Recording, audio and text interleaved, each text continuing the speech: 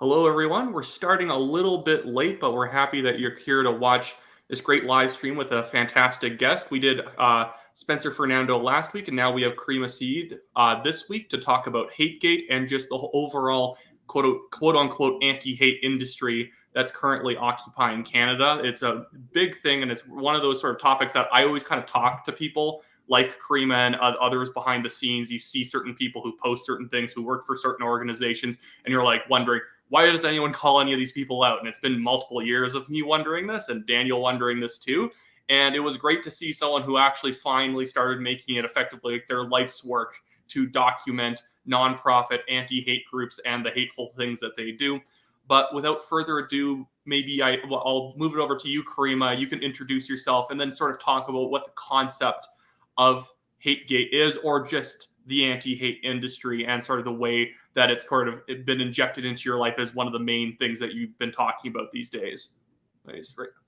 Hi, thanks for that intro. Yes, my name is Caryma Sa'd. I'm a Toronto-based lawyer turned journalist. Over the course of the pandemic, as I started attending and documenting rallies and political events, and sort of that materialized into this whole story that is unfolding before our very eyes, and it touches on the polarization of society, division that's caused, and hate. Hate's a big part of it. The Hategate concept, or it came about in a report that I co-authored with Elisa Hadigan, looking specifically at freedom of information documents that pertain to Diagolon, the way that it was investigated leading up to the Freedom Convoy and in the months following. And it exposed this interconnection, a feedback loop between law enforcement, media, and government officials, with, in this case, the Canadian Anti-Hate Network at the center of it. And information that was either misleading or entirely inaccurate made its way into the public consciousness because of this feedback loop and some of the strategies that work behind the scenes to turn people on to certain types of division and polarization. So, I wouldn't say that it's entirely my life's work, but it has at this very moment, maybe. Yeah, it's evolved from a hobby or passion project to something that I'm seriously pursuing, and that's because I had the experience, I'm still going through the experience of being targeted by some of these strategies, smear campaigns, etc. So I've watched it play out in real time as it affects my life. And that's what prompted me to seek out other individuals who have had similar experiences. Yeah, yours is interesting. So I'll put it in more context because you used a lot of humility, which is not appreciated on this show.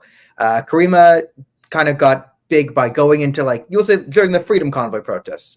I mean, generally, I've been doing it for a year up to that, but yeah. You're up to that. But I mean, we all blew up. I mean, I was doing stuff before the Freedom Convoy. We all kind of blew up when the world paid attention and that. But you came in from a more personally center left position, I interpreted, but you came in pretty neutral.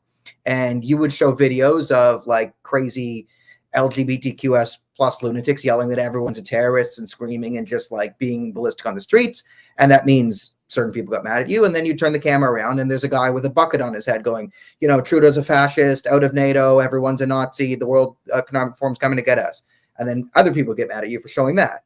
So, and I've also seen you show like the more reasonable things, like to your audience. I've seen you show some of the more reasonable freedom speakers. And, I have to kick a crazy person off a freedom stage once when they gave me an MC chance. He just went on like, and the Mossad is at the thing. And I'm like, nope, off you go. So I can appreciate that. You've shown the lunatics. So this is why you got in the crosshairs of the Anti-Hate Network. I've intuited, because you did a thing of sort of nuance. And that is not how their operation really operates. They're funded by the government to find hate, but only on one side. It's like they map right-wing hate. They openly cooperate with people who are Antifa. So it drives a lot. I mean, their goal is almost like to drive hate, because they go after people go after them, and enrages all of society. People say crazy things, but they're the experts, and then their expert advice can be used by, in extreme circumstances, law enforcement, intelligence, and the legal system to harass people.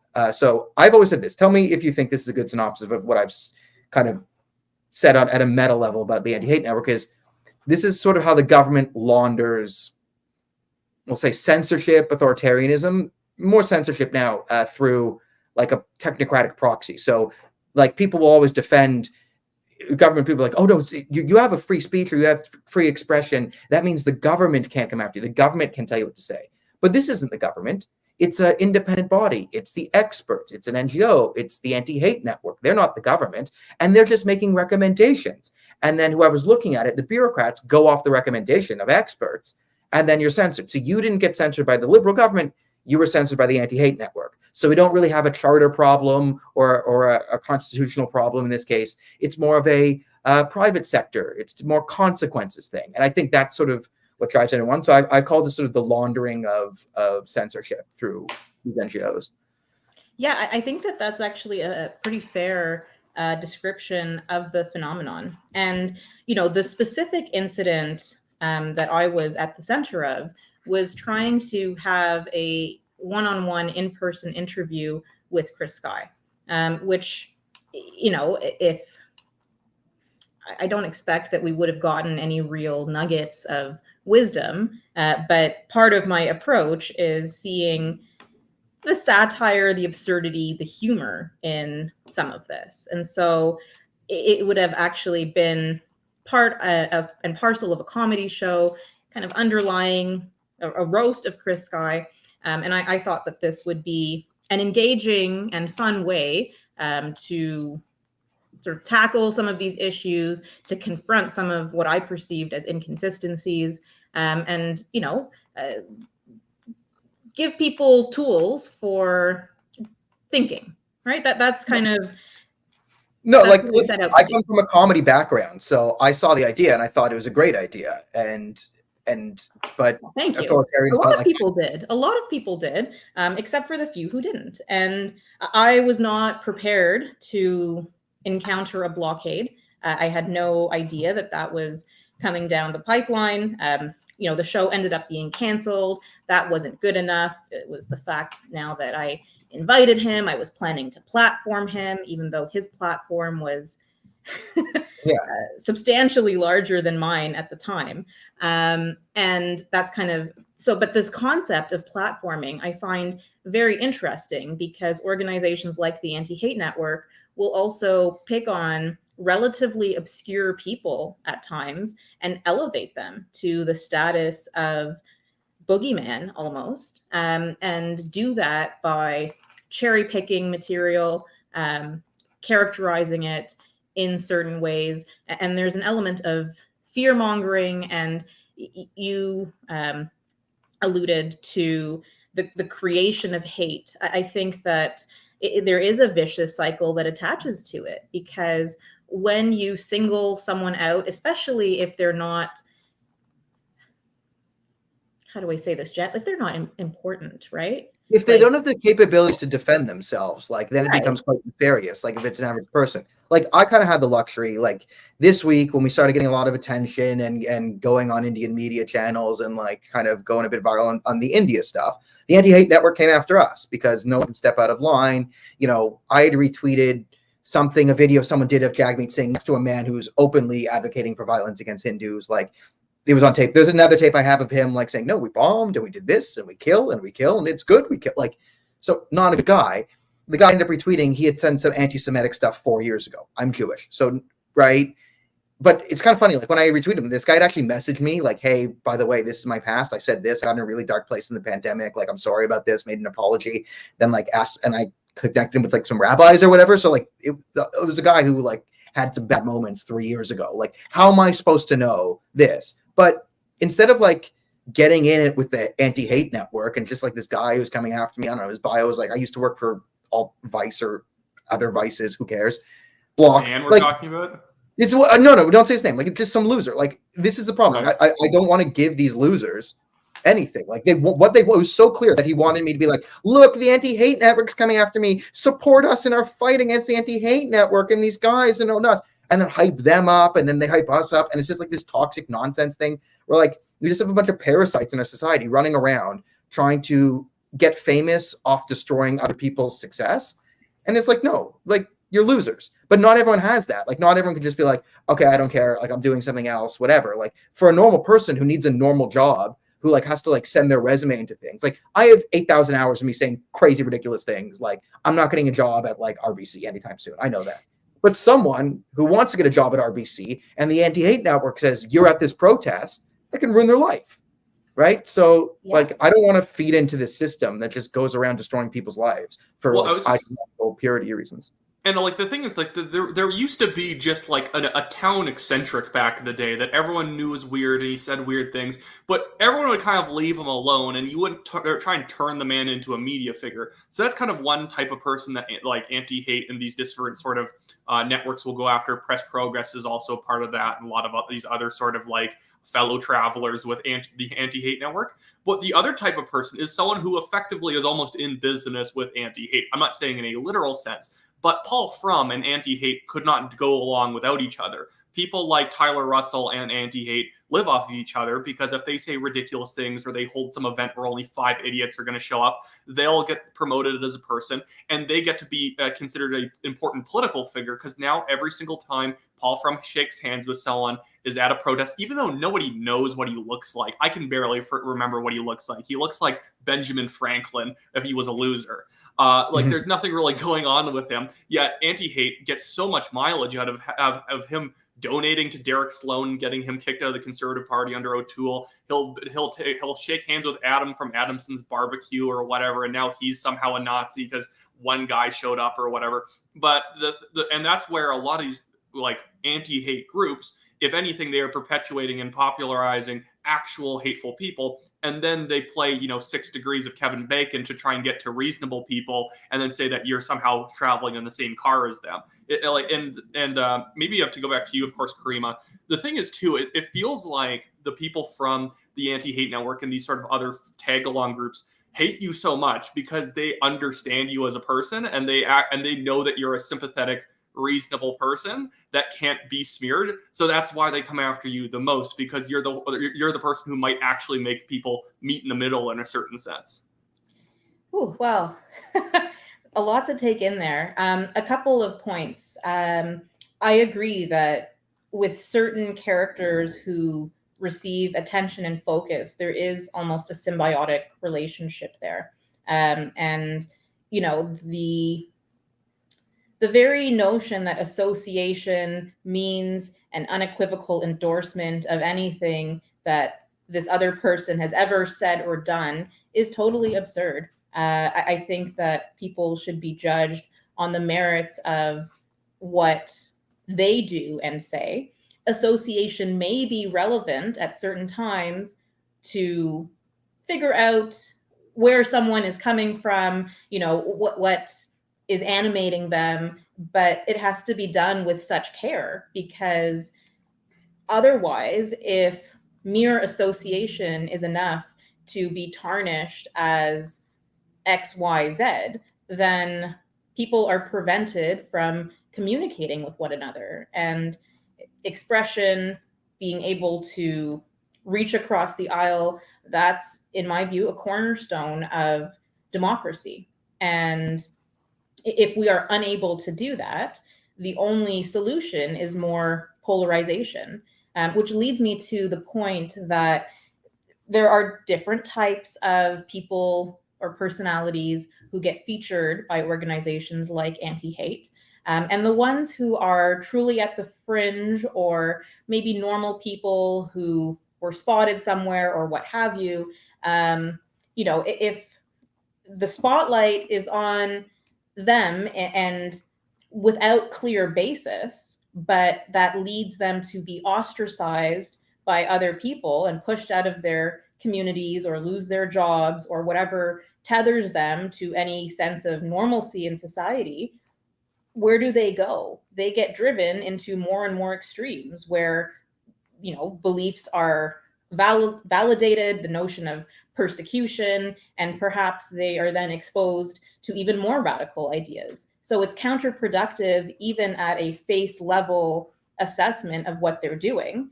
And then if you dig deeper, it can appear even more sinister, just going back to what you were saying about the government laundering smears, right? And targeting individuals who have the potential to, I don't even know what the basis of the targeting is half the time. Because Yeah, I mean, the links are so tenuous.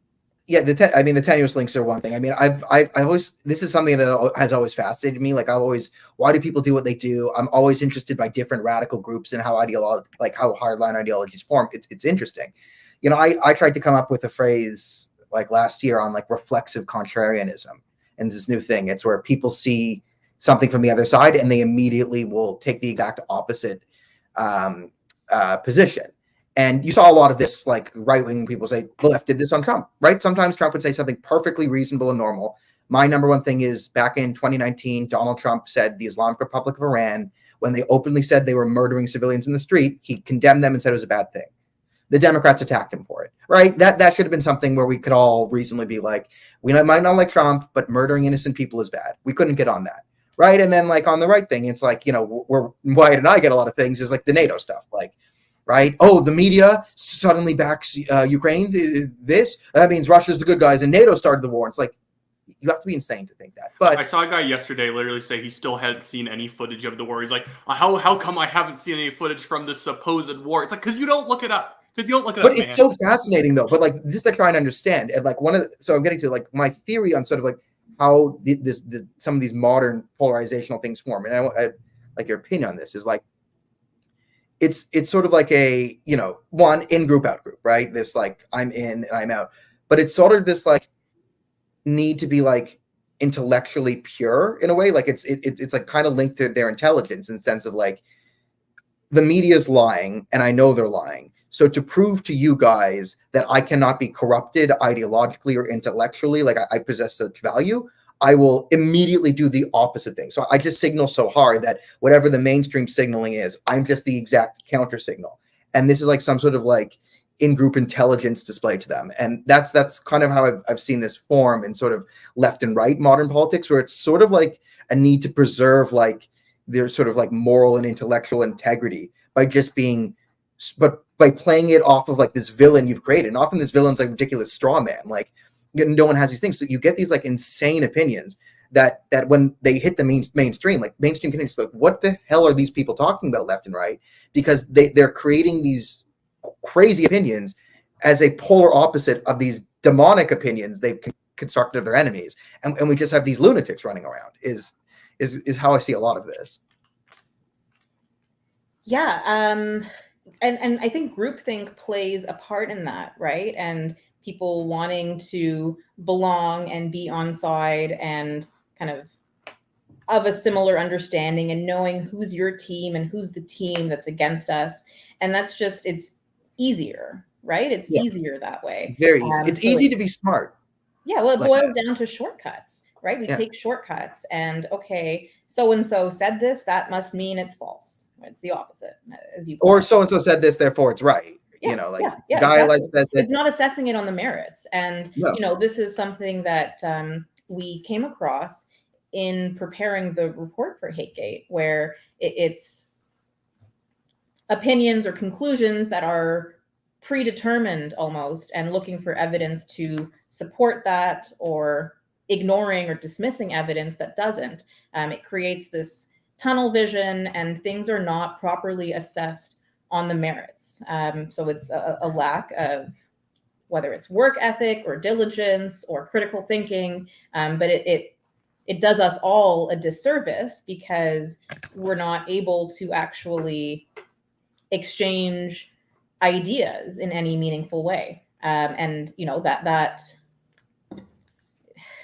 yeah, it's bad. How do we progress? How do we progress if we're stifling the ability to even talk to one another, how do we progress forward as I mean, a the collective? foundation of democracy, or one of them, is rhetoric, right? The Greeks openly practice rhetoric, like go into a park, make a crazy speech about something, someone else comes up and counters you. Like this, like they realized this at the formation of democracy. And I'm not saying ancient Greece was this paradise, or like, but like, no, this is thousands of years ago. As we burgeon into the modern world, like people realize for people to have any sort of power in a system, there has to be open dialogue and exchange of ideas, and this has to be healthy. And we've lost that. Like we've lost that ethos, especially in like mainstream corporate world. And it might not be so much from ideology, it might just be from fear. HR departments might be too big, everything's filmed, like everyone just gets a bit too scared and doesn't want to take risks. And it just, who's taking risks?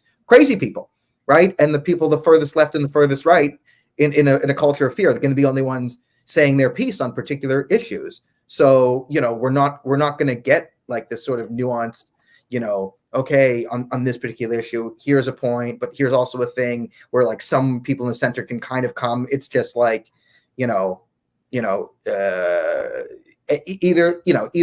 NATO's the greatest or NATO's the worst, or Russia's the greatest, Russia's the worst, Ukraine is real, Ukraine isn't real. Like the conversations we're having are not high quality, right? We're still, we're debating over what is a woman. We're not talking about like, what is the most effective way to, increase public literacy when it comes to legal and political matters. Like, how do we teach high schoolers how to up themselves on a political power curve to get ready for university and come? Like, these are not the conversations we're having. It's who's allowed in the washroom and what flags are we raising in the schools, right? So it's not that. I just wanted to add in this because I think this would be something maybe interesting to talk about, because I think one of your best article on all of this stuff so far, Caryma, has been this one. I'll just throw in the chat. It's just from Crier Media about basically the anatomy of a smear campaign, and not talking about a specific one that you're involved in, because I assume we'll mention some examples later on that you've kind of where they've kind of tried to do the drive-by shooting on you from anti-hate. But just the way, I just want to use this more mainstream example that every single person here will probably understand, is that the way I see it starting is that all this stuff can almost take a couple of years of setup sometimes in order to get to the point where someone who said something completely innocuous 2 years ago is now canceled 2 years later. And I want to sort of start from the idea that like 2 years ago, if a politician had said, hey, I disagree with the World Economic Forum because I don't like their political ideology, most reasonable thing to say. You can disagree or agree with anyone's political ideology. And how we got from that to basically Pierre Poilievre now being labeled an extremist and conspiracy theorist for disagreeing with an international organization's particular flavor of political ideology by mainstream media, sort of like journalists who are supposed to be asking very objective and fair questions at that gas station he was at in PEI. And where I saw us getting from just having a basic opinion to now being a flat out conspiracy theorist and extremist, there was multiple layers of these kind of anti-hate type front groups who started sort of making sounds about how, well, there's some people who criticize the WF who are crazy Nazis, and that might be true. There might be some crazy people who criticize the WF. Me and Daniel see them all the time where they literally think they control the world. And it's like, I don't like the WF. They also, Klaus Schwab is also an idiot and does not have enough political power. Yeah, the plan is dumb. I read The Great Reset and I read the plan. It's stupid. It's written by someone who was drunk during a second-year sociology class and thinks they're a genius. Like, yeah, it's but we got from there to then the anti-hate and sort of other groups like Press Progress calling out specific individual people who talk about the WF lot who maybe are a little bit odd and eccentric. And then that's moved to the point where you'll have people like Dwayne Bratt and other professors or academics being quoted in CBC articles that were saying experts say that, or it was a Wire story from Canada Press, that experts say that Pierre Poilievre is inviting conspiracy type language. And just by the anti-hate people basically enabling people to say that criticizing WF sounds conspiratorial, that we now then have experts saying this sounds like a conspiracy theory type language. And then you have a journalist in PEI saying you use conspiracy theory type language, and we can just keep dropping the qualifications as we go along. And that's kind of what's happened to a lot of people that anti-hate has targeted, is that it starts out that they have 17 qualifications for well, this is what this person said, but this person's a specific flavor of crazy, and they take this meaning, they take this opinion in this weird direction or whatever. But it eventually metastasizes into just basically saying you're a conspiracy theorist based on literally nothing but the opinion being said by increasingly like credible people. Yeah, there's probably a few things there. One being this tendency toward keyword, right? Like our brains are SEO optimized almost. And so we hear something and then it triggers, well, this is the implication of it, even though there may be other interpretations, etc., that are available or plausible, but that's just not how we are wired to think anymore. I love. By the way, I love that line. Our brains are SEO optimized. That hit me because sometimes I'm writing an article and or thinking a title. I'm like, okay, got to SEO opt. Like, I don't change the content, but like there is a sort of part of me. I'm like, okay, how do you get people to pay attention to one line you said to listen to the other things you're going to say? So yeah, my brain is a little bit hardwired like that. And I'll own that. I'll own that. I think I have an excuse because I work on both ends of it, but that hit me. That will keep me up an extra half an hour tonight. You are free to take that one, a gift. My laundering. I'll trade you. I'll trade you that for laundering some sort of censorship. And we can. So that's an element of it. There's also like when we're talking about experts or expertise, who is being spotlighted as an expert?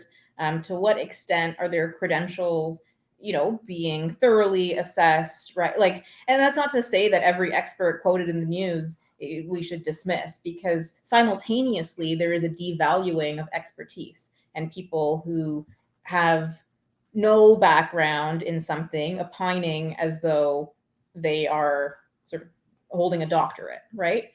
So it is happening from both ends, where there's simultaneously an over-reliance on experts to promulgate certain views or narratives, and also this devaluation of expertise. So it's funny how that happens on both sides, and maybe something to explore further. And then the other aspect of it is conflation, and sort of there's something and then we fuse it with something else, and suddenly that something also means something else, even though it doesn't always.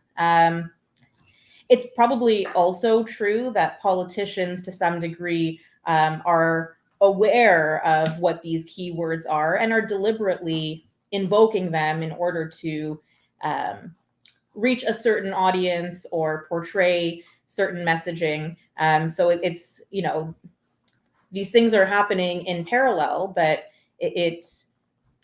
they pile on top of each other. Yeah, the conflation thing, like that's a modern political tactic if I've ever seen one. Like it's right. Justin Trudeau. We're dealing with it right now with Sikhs and Khalistanis.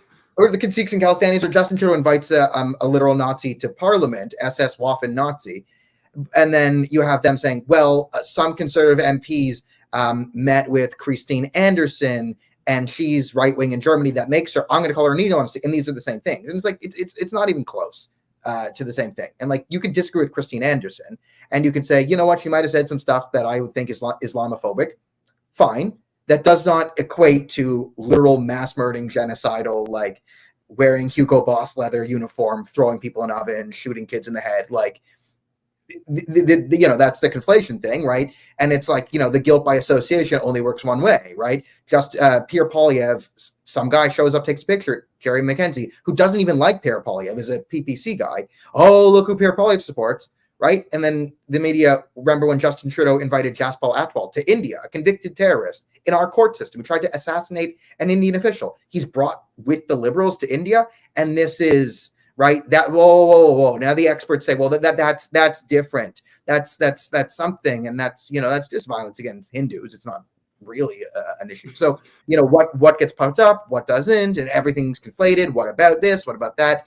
Yeah, it's toxic, and everyone just kind of checks out because the hardliners have their excuse. Like all the Trudeau people, it's like, oh, Trudeau invited a Nazi. Well, Pierre Poilievre took a picture with someone 4 years ago. So, right, it's a wash. I was just gonna cut in here. One, I'm going to thank Jason Abbey for contributing to the legal fund. This is not beer money, it is legal money. But thank you for that, Jason. But I just wanted to also just talk about just the fact that when you're dealing with a lot of these anti-hate activists, people from the Anti-Hate Network, Press Progress, we literally had Press Progress imply that we're pro-Nazi despite half of our writers having, dead relatives in Poland.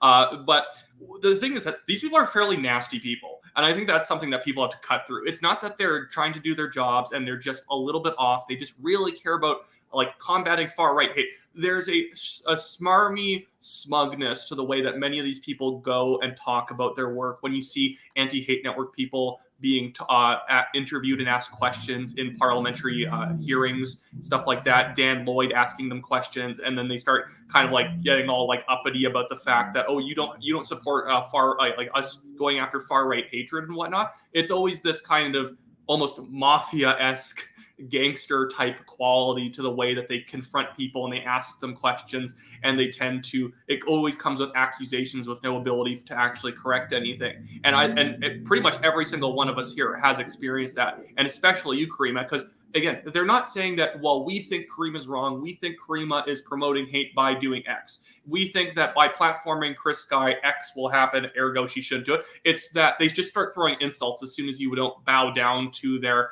particular view on a subject. And maybe you can talk a little bit about that, because I thought when I was reading that article that you wrote, The Anatomy of a Smear Campaign, the nastiness that immediately comes out from just simply you disagreeing with their tactics is above and beyond absurd. Yep. And I think we talked earlier about groupthink and that affecting both sides of the political spectrum. I think within the left, which is a simplified binary, but if we go with that, within the left, there's an even higher degree of expectation that everyone will be in lockstep on every issue. And if you step out or are caught having unorthodox thoughts, you are exiled, and that's the end of it. So absolutely a purity spiral, and the cannibalization, the self-cannibalization of your pool of supporters.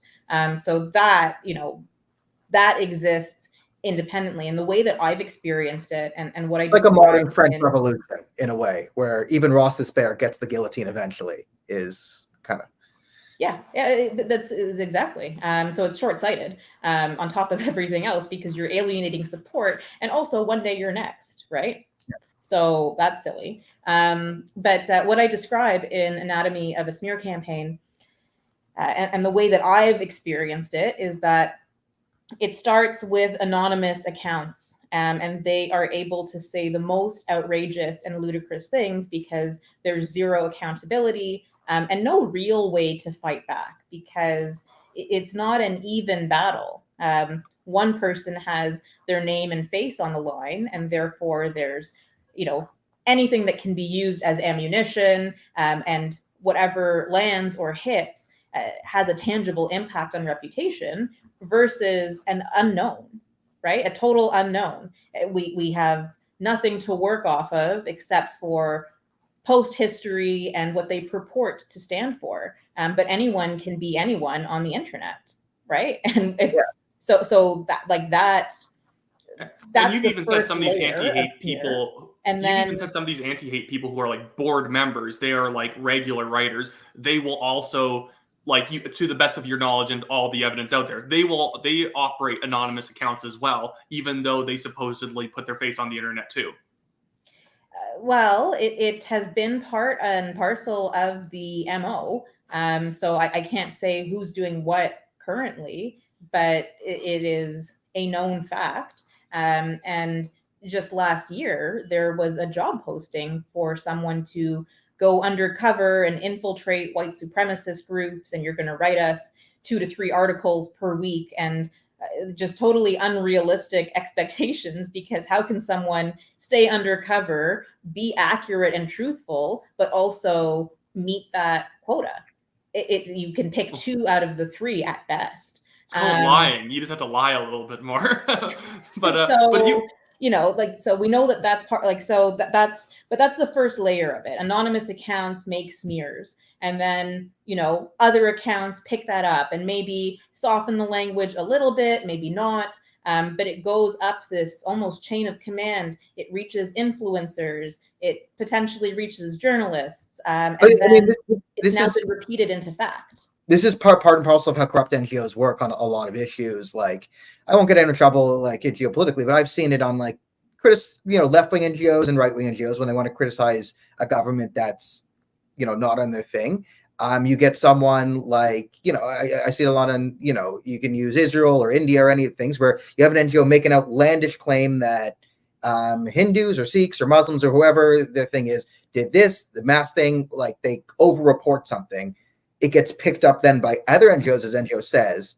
Once it gets picked up, the original NGO then retracts and says, okay, we didn't really say that, so they're no longer legally liable. But everyone else, all the other NGOs in the ecosystem, they can all report on it by saying these people said it. So like because if you want to go after someone, you have to go after the original, and the original, well, no, we changed it. But you still have all these NGOs sort of reporting the original extreme, over-exaggeration of the first one.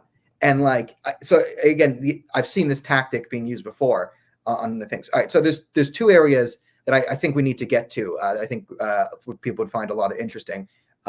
So first one, I saw this come up in the chat. Greg from Diverge Media asked it. He wanted your take on this. But this would be the government censoring Bill C-11, the new podcast regulation. Yes. What's her view? And unless what's he views on the regulation of podcast CRTC being forced upon Canadian media personalities? So I think we'll do this, and then I got a question for you after that. I think the CRTC is not particularly democratic in the way that it functions, and in who gets to make these determinations about what qualifies. I think that it is overreach, quite frankly, to even imagine that you can control content on the internet. And it feels inevitable that this trickles down to affecting people's ability to freely express themselves, which I see as a net negative. Even in a world where misinformation, disinformation, hysteria, hyperbole, it's part of a business model, right? Clickbait is a thing. So there are incentives for people to be less measured, less nuanced, less truthful in order to monetize their platforms or gain popularity or fame. So that is the issue that needs to be contended with. But I don't think it happens by regulating speech or content. And I think that overall censorship, it's a cudgel, and we should be, as a society, very careful with how we introduce or use it. First of all, because political winds can shift at any given moment. And once there is an apparatus in place to censor civilians, to surveil them, to monitor them, right? You're a fool if you think the person in power always will agree with you. You're an absolute fool if you think the person will always agree with you. Like, eventually you're going to be on the outs of someone in power. And it's the old Christopher Hitchens thing. Like, who do you trust to make the delineation of what is hate?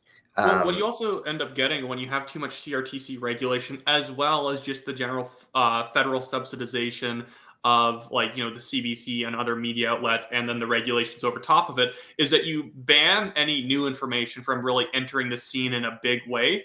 In independent media, as you probably all know, there's $0 in independent media. There's nothing there, because the thing is that there's so many regulations already dictating what you can do and what you can say when it comes to television and radio, that everyone else has to do their thing online, and then it becomes too difficult to do on. We can't even post stuff on Facebook right now.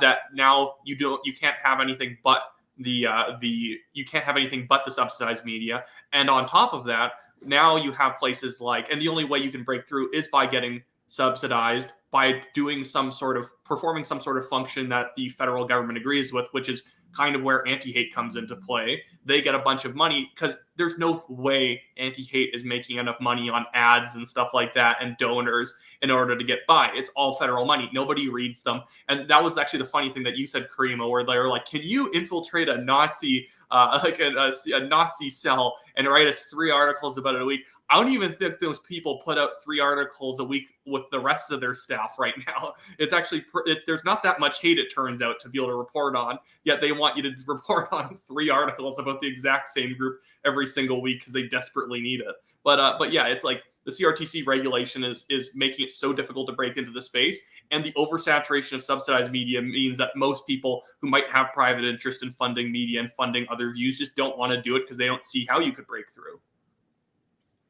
And right now is a very critical juncture because the Canadian Anti-Hate Network has made a bid for $5 million of federal money to be an anti-hate watchdog.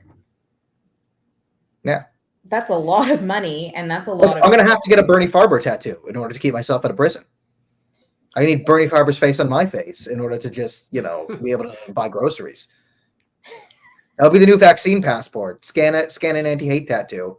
And it's, it's subjective, right? Because it just is. And we already have certain parameters on speech. So free expression is free expression up to a certain point. I'm not just talking about criminal law, but also, defamation law, certain restrictions on the way you're able to advertise. So it's not truly free. And there are mechanisms to deal with it. But the law, it is a tool in the toolkit. And there's not much of an emphasis put on creating in order to have alternatives, in order to, promote or provoke thought. It's more about shutting things down. And I think it's counterproductive. It makes people double down or pushes them to farther extremes. And, it is the antithesis of progress. Well, so I'm gonna jump in, Wyatt. I think there's a good follow up here that I know you have something to say. I'm gonna outrank you here. So we appreciate that. Also, Ben Bankus and I are arranging a protest against the CRTC next Saturday. We think we'll come up. I'm gonna meet with him after this, and we're gonna protest that. So next weekend we'll do something. But this sort of shutting things down in free speech, and we have other things, and there's other things in law. So I'm not a hate speech guy, but I understand there are things that you say with words that are illegal. Like, I'm not a crazy person. And I think Canada's just sort of hit an international incident, and there's some people here from India who might want answers to this particular question. And one of the things I kind of went viral on is going ballistic, screaming about Khalistani nonsense in this country. I go crazy when we have places like the Anti-Hate Network saying, you took a picture with him, who took a picture with him, who 4 years ago was beside a poster by someone whose grandfather was friends with Adolf Hitler. And therefore, you're dangerous. And here we have Canada, a country where there are Khalistani-affiliated Gurdwaras, and the majority of Sikhs in Canada are not Khalistani. They like me because I'm anti-Khalistani. I know it has nothing to do with the Sikh religion. It's an ISI-funded nonsense BS movement that doesn't care about Sikh human rights because they don't say anything about Pakistan. But they're screaming about India, and screaming about India, fine, that's political things. But we actually have people who, again, they did the floats with Indira Gandhi, calling for the assassination of Indian ministers, photos praising terrorists as martyrs, putting like targets on people's heads. There's people openly running around threatening. I mean, the lawyer for Hardeep Singh Nijjar is telling all the Hindus to get out of Canada. He's going to send them all back to India.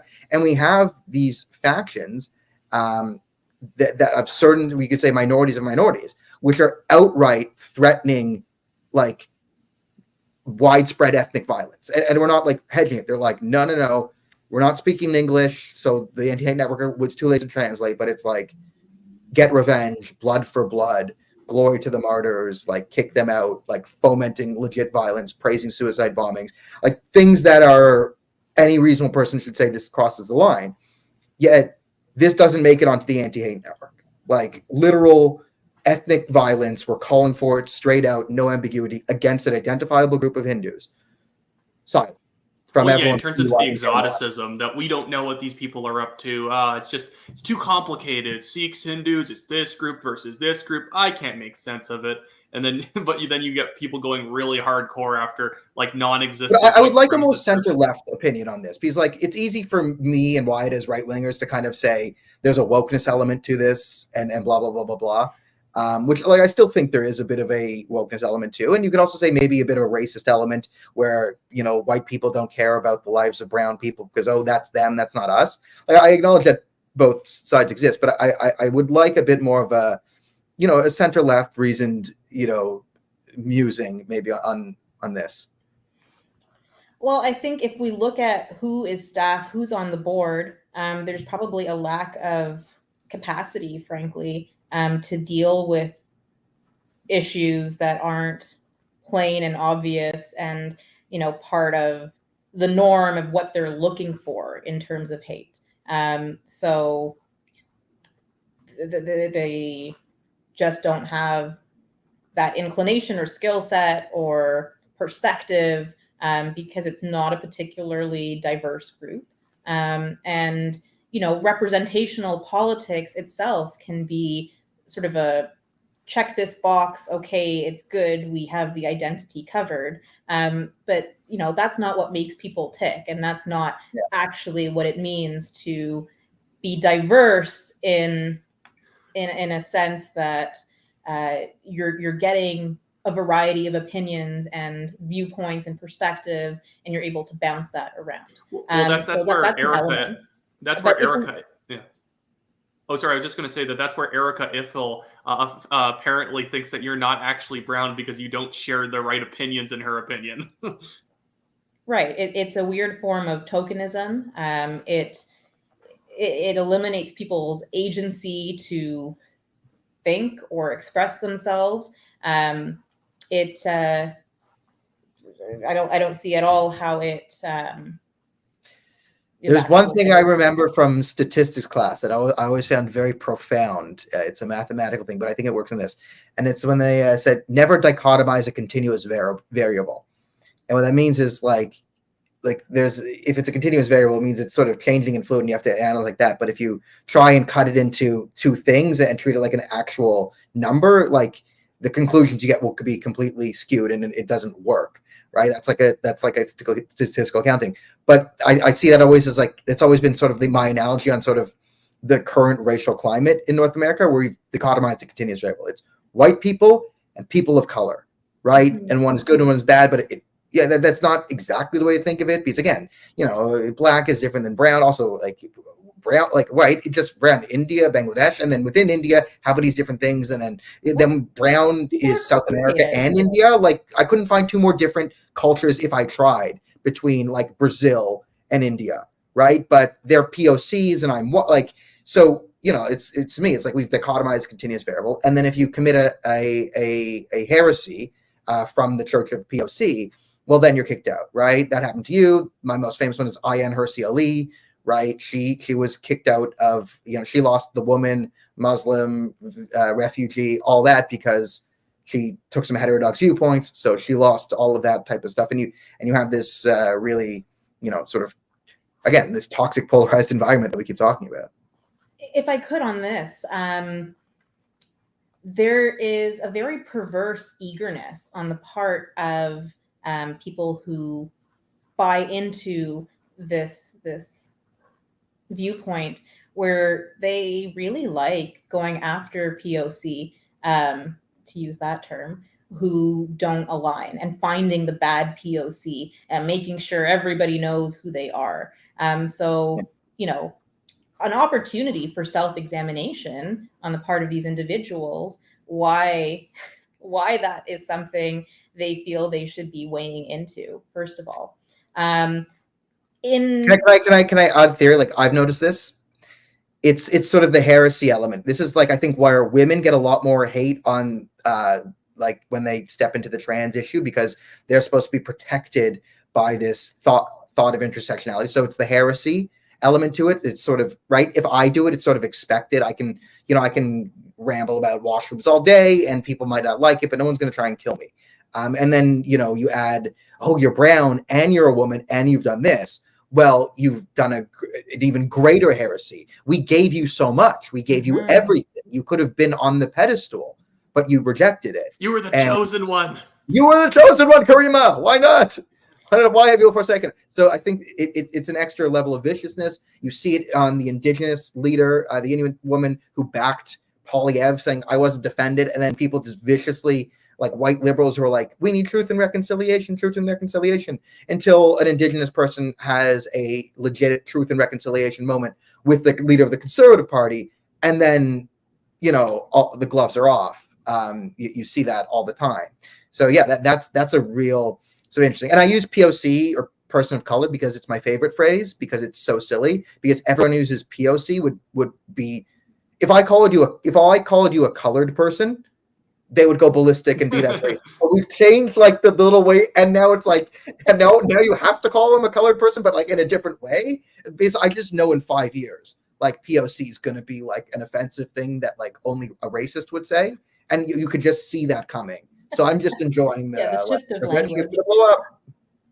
In kind of, if we're looking at recent events, the way that the 1 million person march for children, or whatever it's framed as, the way that was covered really illustrates some of the shortcomings in a binary, dichotomized approach. You had people screaming at Muslims to go home, right? And there is this tension and hypocrisy and a framing that leaned heavily into the notion of hate. I was on the ground in the Durham region, so I only could be at the one particular protest, but it's a mix. And anytime you're painting an entire group with a single brush, particularly a group that's kind of nebulous and amorphous and doesn't really have gatekeeping in any meaningful sense, it just cheapens the discourse and our ability to actually engage on the substantive matters. It is very unfortunate. Well, one of the things that you saw with a lot of people reporting on that, and one particular guy I'm actually having to deal with now, but when you go through all their tweets, they keep saying it's a hate march. Oh, it's a hate rally. It's the anti-LGBT rally, even though it's like they're standing up for one of the most oddly widely held beliefs in Canada of believing in parental rights, but they're just pushing back on the minority of people in government and other institutions that seem to demonize people for like wanting to know what goes on in the classroom and whatnot. Not even demanding that this must be done in the classroom, just saying, I'd like to know what's going on. And that's it. But I would say that what highlights is that just the word hate or hateful or bigoted has become a pejorative in and of itself, is that you'd rather be called anything. You'd rather be called any slur than hateful, because as soon as you're hateful, people just imagine things that you might have done, and it's deliberately vague. And this is exactly the person I'm thinking of right now and the tweets that they put out. They're not from the Anti-Hate Network. They're not connected to them or Press Progress or any of these individual organizations, but they have the same tactics. They'll never specifically say that you're a racist or that you're this or that. They'll just label the thing that you're part of a hate movement, and then they'll often just post subtle, vague stuff, hoping that then the bot accounts, the anonymous accounts in their replies fill in the gaps and fill in the kind of slurs down there for them. But even then, these people who are scared to ever directly say something about you because they don't want to be like sued or anything like that, even though usually I find the people that they're criticizing are not litigious people. They tend to be the litigious people, and they project their litigiousness onto you.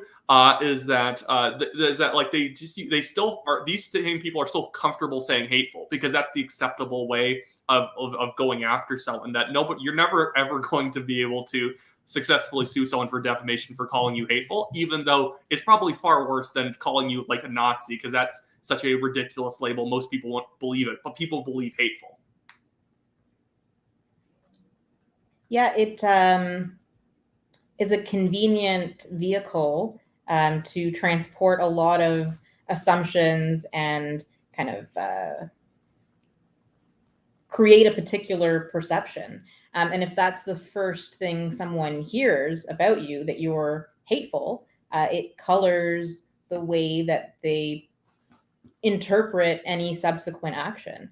And there will be a projection of malice or nefarious intent where perhaps there is none. And it could be based on a figment of something you've never actually said, or you hit retweet on someone who has other tweets that, are problematic, but that's not what you were talking about in the retweet, but it doesn't matter because it's all the same cesspool. Or I was on a podcast last week where, I'm lambasted because this person has said this other thing, but okay, how about we engage with what conversation or dialogue I actually had?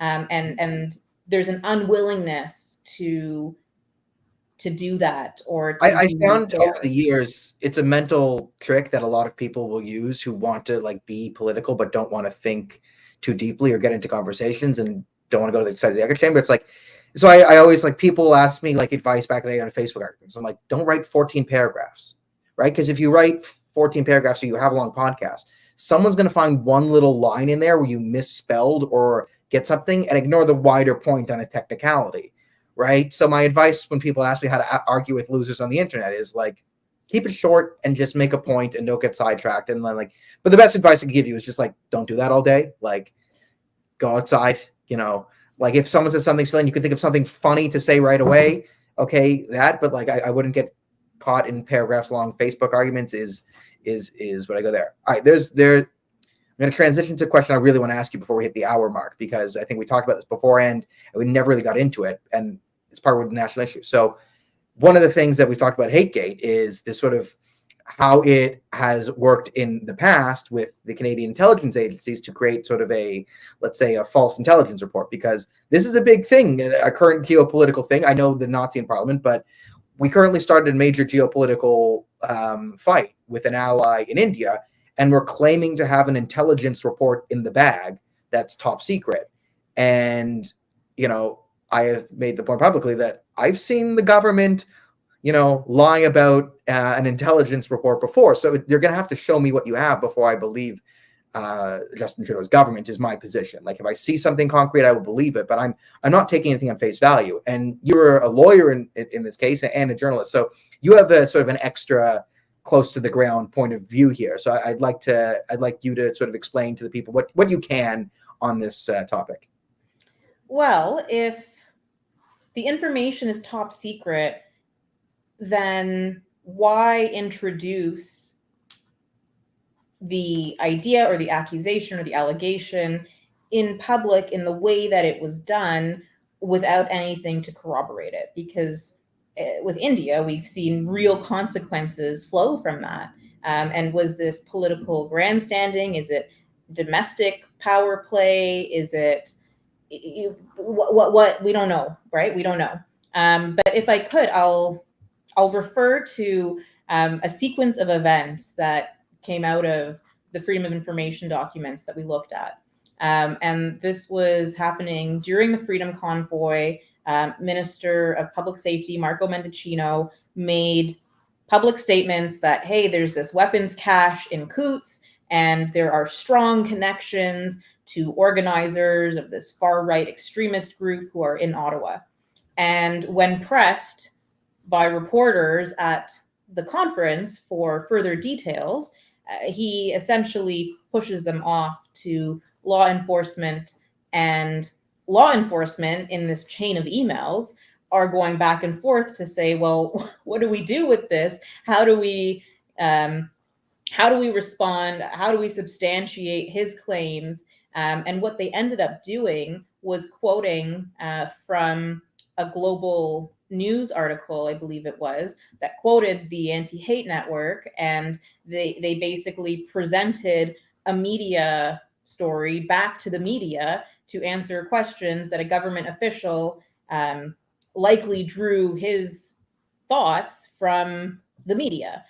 So a very, like, it's a backwards system. And I would not be surprised if that's kind of what we're looking at with this India situation. If that comes out at some point down the line, that government official made these statements based on maybe something, but, we're doing work after the fact to try and substantiate.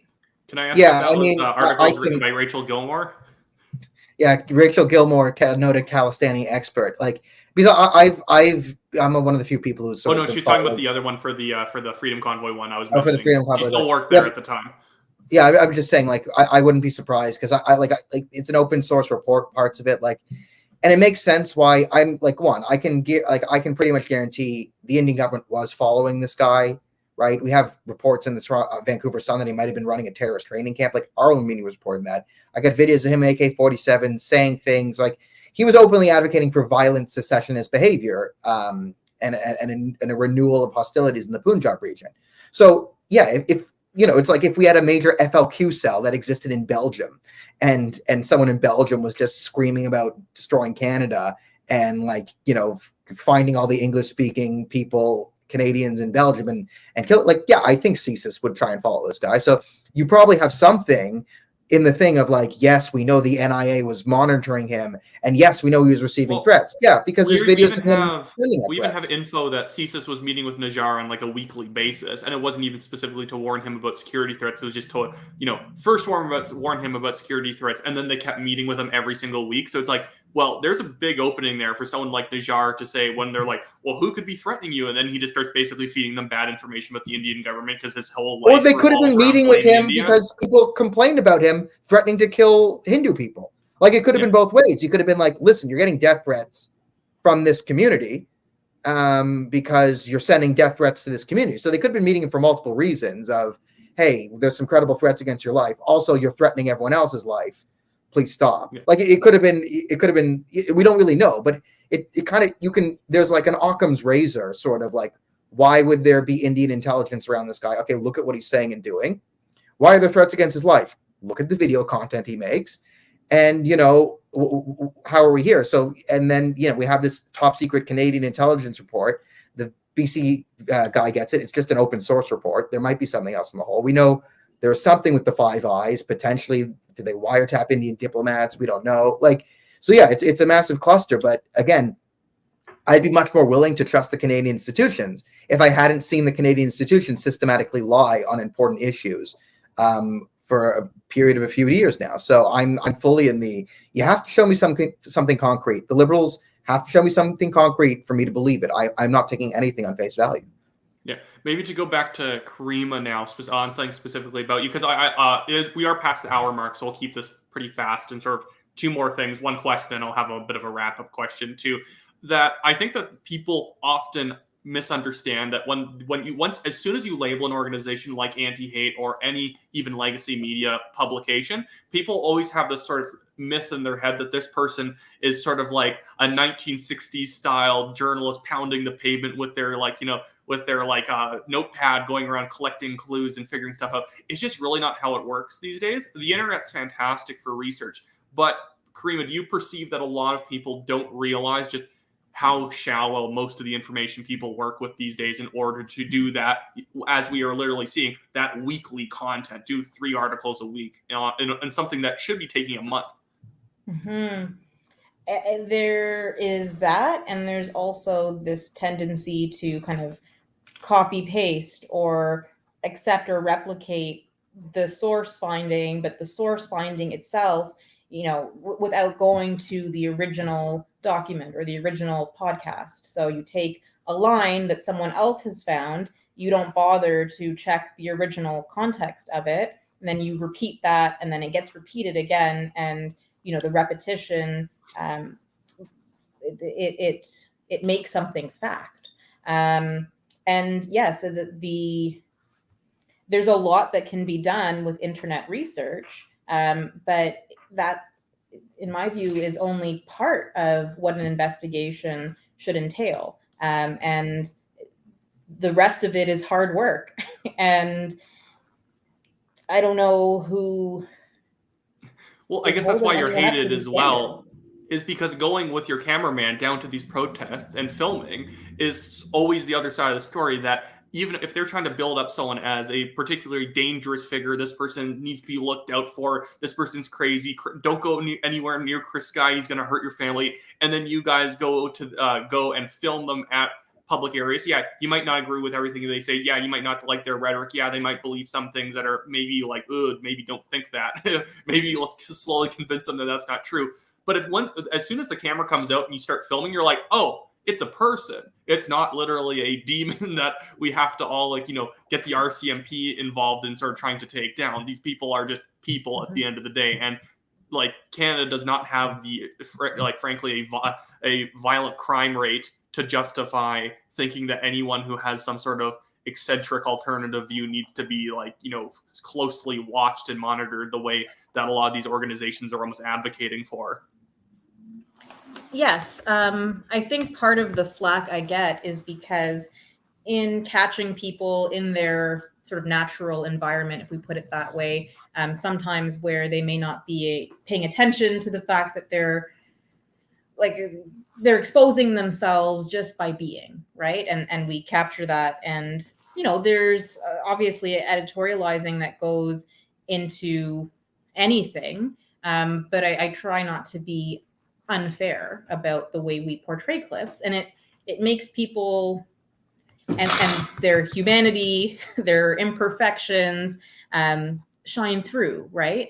And yes, we are all kind of ordinary folks at the end of the day and have to coexist unless we are looking for a society that's very carceral. And okay, bad opinions means you are exiled or caged or whatever. And that's not the world that I want to live in. And that doesn't mean compromising on key or core values. It means actually standing up with conviction for those values and confronting things head on. And if there's not a willingness to do that, it's cowardice, and the loudest voices will continue to dominate the conversation, and that will be the extremes on either end. Yep, couldn't agree more. Yeah, that's pretty good. I mean, we've done an hour 5. Is there anything more to say? Maybe the last question I made was just going to field you quickly. Was just a question about what you think that people should take. I guess what people should take away from all the reporting that you've done on the Anti-Hate Network, HateGate, and all this other stuff. What should the average person, not that go and march in the streets and storm the palace kind of stuff, but the kind of the mood and attitude that people should have when it comes to this information? Because I assume that your response is not go out and make up stuff and smear the anti-hate people back. Because as silly as that sounds, that's a natural human tendency to want to do it back. And that's a race to the bottom. So it sucks when people aren't playing fair because the way that we operate and the reason we have laws is to kind of maintain a semblance of order, right? Peace, order, good governance. But yeah, descending to kind of the same level or using the same tactics, I don't think that is helpful. Call to action, maintain a healthy dose of skepticism, but don't be, as you put it, a reflexive contrarian just for the sake of it, right? Right. Yeah, I mean, the media is low quality, but not 100% of what's said on CBC is wrong. And I used to do a thing where I'd watch an hour of CBC and I'd break down what's right and wrong. And I've seen CBC outright lie, just outright. I remember 2019, they were covering the Iran Revolution. They were showing protests in the streets, people chanting Magbar, Jamhuriya Islami. I speak very little Farsi. I know that means death to or down with the Islamic Republic. So Hannah Marchand says, what they're saying is they want no more corrupt politicians and weapons deals. That's not what they were saying, right? So that was an outright falsehood, lie, and misrepresentation. But sometimes they give you a story, and it's mostly true, but there's some slanting here, and they omit a little bit there. So it's not if you just base your opinion and say, 100% of that is wrong, I'm going to do the opposite. Well, you're also coming to something that's also wrong. It's not perfect. Yeah, no one's thinking. And sometimes the story is 100% true, but you're like, why am I even seeing this story? The one day where you freaked out when the CBC covered the fact that shock gasp, teenage boys playing hockey sometimes chirp each other. Oh yes, teenage boys playing hockey use some dangerous rhetoric. Oh no. You know, I mean, the things we said in like on the high school hockey team, like to like the other teams, things they said to us, whatever. Like, and it wasn't even like there's sometimes maybe a racial homophobic component to it, but it like wasn't even that. Like I remember I had a friend who would like if he got hit, he would like threaten the other guy to give him a blowjob, and then like confuse them. Like he would just go really homoerotic, and like that's how he would get in their heads. Like because it's hockey, and you say crazy things, and you have fun with the, and it's like right it. And then the CBS got an article like, oh, the toxic culture of hockey. It's like can we not have anything fun anymore? Can people just not live their lives? Like, yeah, if I got up on a stage and said the things that I would that we said like on the ice, okay, yeah, cancel me. But that's not. Could make a good bit. Yeah, that made a good bit. Like it was funny. It was funny, and we were having fun. It's fun, and it's also fun in the ice. Like some guy hits you, and he says something, and then you say something. Like it's like, and you don't like, you know, it's fun. It's competitive. Like. And I mean, yeah, I can't speak to the hockey culture. I don't know what that is like, and I probably wouldn't enjoy it myself. But you know, it's context. Like so, context. Yeah, it's matters. same thing playing football. Like it's just like it's a lot of it's like teenage male stuff. Like that, I think our society is pretending like is like the worst thing ever, and it's like.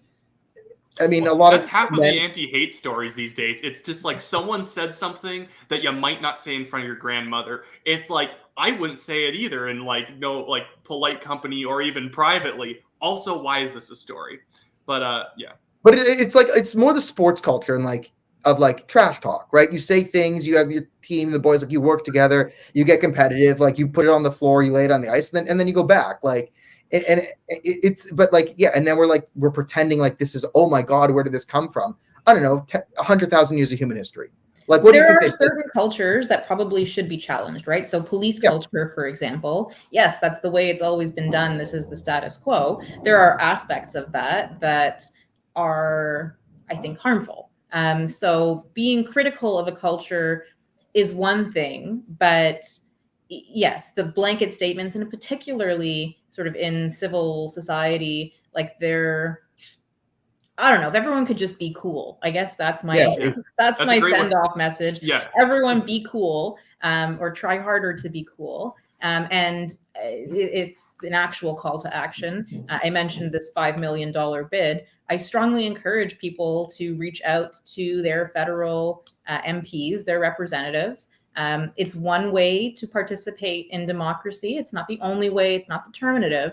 But write in and share what your concerns may be. Do it in a respectful way. Lodge your complaint. Use the processes that exist. And it's hard because there aren't a lot of levers that can be pulled to actually make change or hold our politicians to account.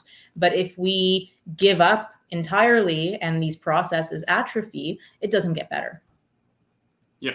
Well, that's a fantastic way to end this whole thing off. So to sum it all up, if you're a cool enough dude, follow Caryma Sa'd on Twitter. I will link her in the description or in the feed, the comments. I'm getting bad at talking. People are asking for our social media, Wyatt. Yeah, okay. Yeah. Follow us on Twitter. Follow Caryma on Twitter. Support us through the support links and everything like that. If you're looking for, because Caryma told you so. And if you're looking for our contact, literally type our names into Google or Twitter or wherever you're looking for. If it's our name and our face, that's us, and then you can DM us there. It's not our faces. It might not be us. Yes. Anyways, have a great day, everyone.